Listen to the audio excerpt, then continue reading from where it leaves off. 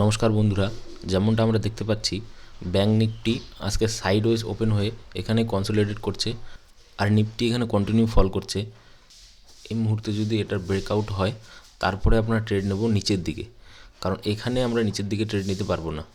যদি এখানে নিচের দিকে নেই তাহলে অলরেডি নিফটি নিচের দিকে চলে গিয়েছে, আর এখন যদি আমরা ব্যাঙ্ক নিফটি নেই তাহলে ব্যাঙ্ক নিফটি উপরে গিয়ে আমাদেরকে ট্র্যাপ করে নেবে। তাই আমরা কিছুক্ষণ ওয়েট করব। তো চলুন এখন আমরা ট্রেড নেব। ট্রেড এখানে আমার প্রিমিয়াম চলছে 50 পয়েন্টসের মতো, স্টপ লস থাকবে আর 50 পয়েন্ট টার্গেট।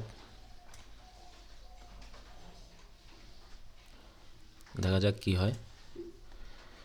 আমরা পি সাইডে ট্রেড নিয়েছি। এখানে যদি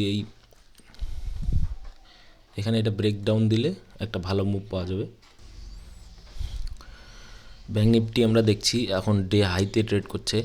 যদি এটার ব্রেকআউট দেয় আশা করছি এখান থেকে ফল করবে, কারণ এখানে 53,500 একটা লেভেল আছে। আর নিফটিও এখান থেকে ফল করতে হয়, আর নিফটি যদি এখানে ফল করে ব্যাঙ্ক নিফটিও নিচের দিকে আসবে। প্রিমিয়াম এখানে -20 পয়েন্টের মতো আপাতত লস দেখাচ্ছে।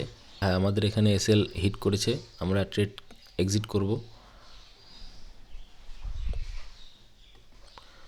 যেমনটা দেখছি ব্যাঙ্ক নিফটি উপর সাইডে একটা ব্রেকআউট দিয়েছে, তবে আমরা এখানে হোল্ড করব না, পজিশনকে এক্সিট করে দিয়েছি। হোল্ড না করার কারণ ট্রেডিং হচ্ছে এটাই, যেখানে আপনি লসটাকে সবসময় কম রাখবেন, যেখানে আপনাকে লসটাকে একটা সীমার মধ্যে আবদ্ধ রাখতে হবে। লস কখনো যেন বড় না হয়।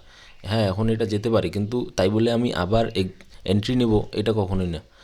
তখন ট্রেডিং ভুল পথে যাবে। এরপরে নেক্সট আমরা আর কোনো আজকে ট্রেড নেব না। তাহলে দেখা হবে নেক্সট ভিডিওতে। ধন্যবাদ।